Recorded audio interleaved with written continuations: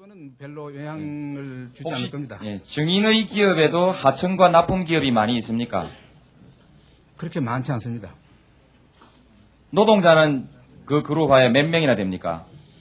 지금 약 4개 공장에 한 10,000명 됩니다. 약 10,000명 정도의 노동자가 됩니까? 예.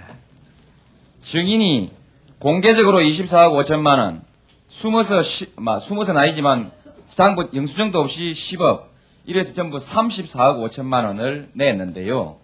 이것을 재투자해서 증인이 기업을 신장시키거나 했으면 고용이 많이 창출됐을 것이고, 안 그러면은 노동자들의 복지시설이 많이 좋아졌을 것이고, 임금이라도 많이 좋아졌을 것이라고 생각하는데, 증인 어떻습니까? 또는 하청을 하거나 납품을 하는 기업에도 조금 넉넉하게 값을 쳐줄 수 있는 여유도 있었을 것이라고 생각됩니다. 말하자면 그 사망의 원인. 폭발물에 폭발을 당했겠습니다. 폭발물에 폭발을 당했죠. 지금 수류탄과 총류탄을 제조하지요. 네. 폭발 사고가 자주 일어나지요. 지금 말씀하신 대로 1년에 금년에 한 건, 재작년에 한 건 그렇게 쭉 나가는 걸 알고 있습니다. 노동자들이 주장은 좀 다릅니다. 어쨌든 7월 18일에 죽었는데 7월 말까지 장례를 치르지를 않고 싸웠죠. 글쎄 싸웠는지 저는 그때 여행 중이 돼서 여행 중입니까? 여행 중이 돼서 뭐 그건 해결이 없었습니다. 7월 25일까지 밀고 땡기던 끝에 회사에서는 처음 3천만 원을 제의했다가 4천만 원으로 올라갔고 유족은 8천만 원을 요구하다가 끝내 7월 25일에도 합의가 결렬됐습니다. 그리고 나서 7월 말에 이 노동자들이 소위 재야단체라는 사람들과 함께 농성을 하면서 장례를 치르지 않고 병원에서 농성을 하니까 9천만 원에 7월 말에 합의가 되고 8월 1일에 장례가 치루어진 것으로 알고 있습니다. 틀렸으면 다음 지적해 주시기 바랍니다. 자, 이제 한번 생각해 보겠습니다. 우리 회사에서 쓰는 노동자는 그 사람이 실수로 죽었거나 실수 아닌 걸로 죽었거나 화양옆에 가면은 죽기 쉬운 겁니다.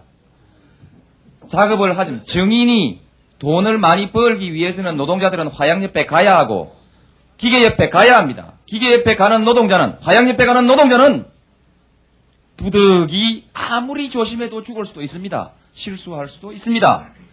항상 기업인들이 이렇게 얘기합니다. 우리 식구, 우리 가족, 가족 이렇게 얘기합니다.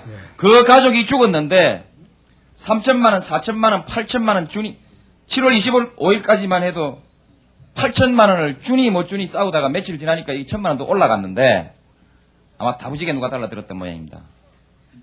돈 10억. 5년 동안에 말입니다. 34억 5천만 원.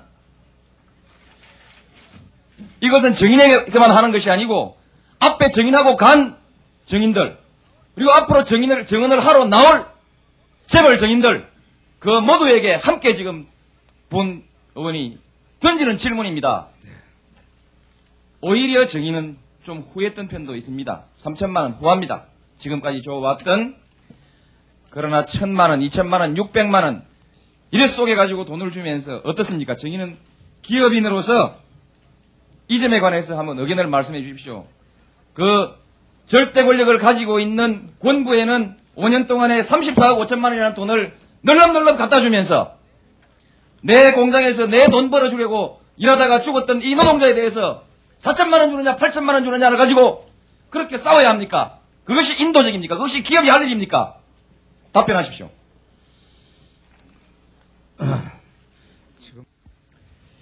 증인 장시동 증인에게 먼저 물어보겠습니다. 이 대질에 있어서 쟁점이 되는 부분은 설립을 누가 주도했으며 어떤 목적으로 설립했는가 그리고 모금의 강제성이 있는가에 관한 부분에 관해서 증인과 다른 증인들 간의 진술이 조금 서로 내용이 다르고요. 배치되고 그 다음 정경유착의 혐의 특혜를 받았는가 혹은 보복의 관점에 있어서는 양정모 증인과 증인만 입장이 좀 다른 것 같습니다. 취지가 똑같다 하더라도 최순달 씨 혼자서 앞장서서 일을 했다면 돈이 이렇게 많이 거쳤겠습니까? 물론 최순달 씨는 최순달 씨가 앞장서서 했다면 네. 돈이 이만큼 많이 거쳤겠습니까? 똑같은 뜻이라고 했을 때 최순달 씨 단독으로 했다고는 볼 수가 없죠. 아니 그렇게 했다면 이만한 돈이 그쳤겠느냐고. 단독으로 묻습니다. 해서는 그렇게 될 수가 없죠. 토지 정주행 씨의 그 토지 예. 받은 것 있죠? 예. 이 값은 누가 결정했습니까? 값은 본래 사신 것이 6억 5천만 원에 사신 걸로 되어 있습니다. 그 당시 그래서 정주행 증인의 그 말씀에 의하면 한 1, 2만 평 쓰겠거니 하고 승낙을 했는데 그렇게 말씀하셨는데 처음 한 1, 2만 어떻게 전부 다 쓰게 됐습니까?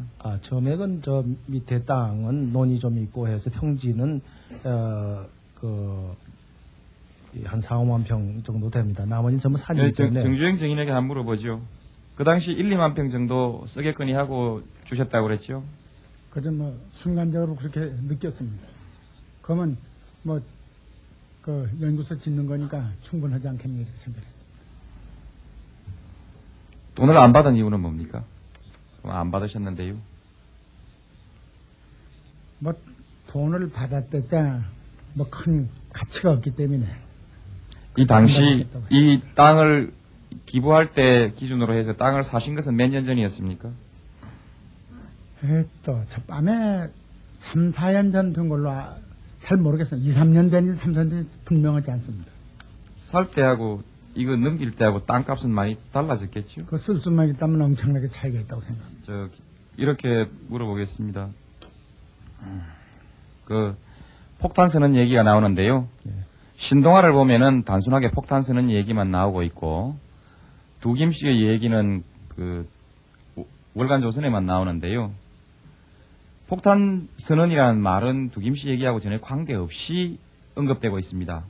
그 책에는. 근데 그 폭탄 선언이라는 것이 혹시 노태우 대통령까지를 겨냥한 폭탄 선언 아닙니까? 그것은 이제 형용사의 막 표현. 그렇다 안 그렇다만 말씀해 주시면 좋습니다. 아닙니까? 그것은 좋습니다. 어떤 정치 자금을 대통령이 받았다면 불법인 것은 사실입니까? 그렇죠.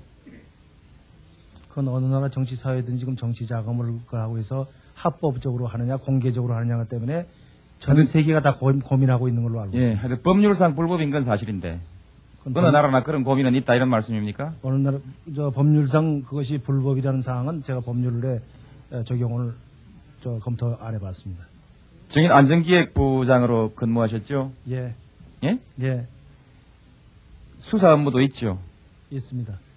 그리고 특수한 법률에 관해서 범죄에 관해서 수사를 하면서 법률적인 업무를 많이 취급하시죠. 기본적인 세부적인 것은 실무자들이 하고 일반 공직자의 윤리에 속하는 윤리에 해당되는 공직자의 업무에 관한 것도 기본적인 것은 알고 취급하시죠. 있습니다. 예. 그런데 정치자금법만 모릅니까?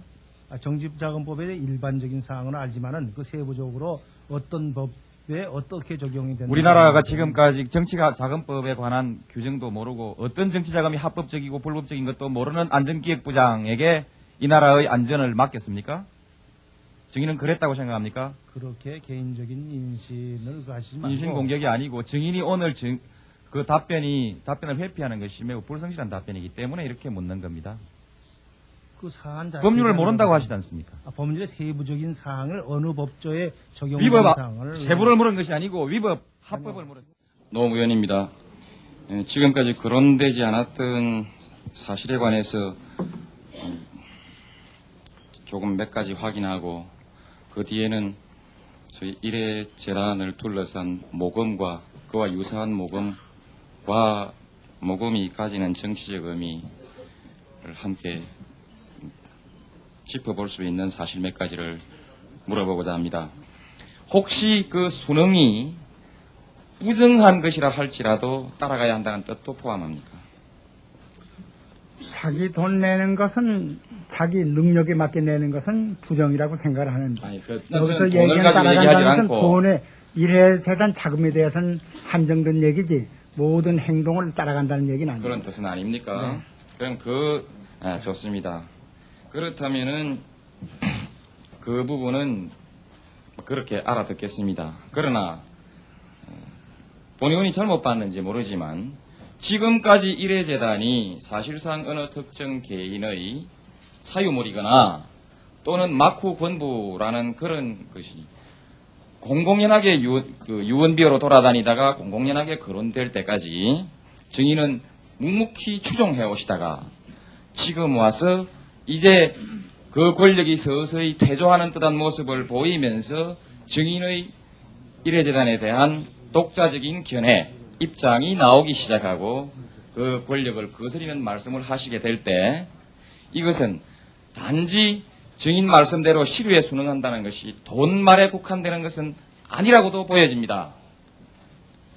이것은 지금 이와 같이 태도가 변화되는 것은 일회재단에 대한 입장이 변화되는 것은 시류에 순응하는 것이 아니고 무엇입니까? 그 질문하는 요지는요. 네.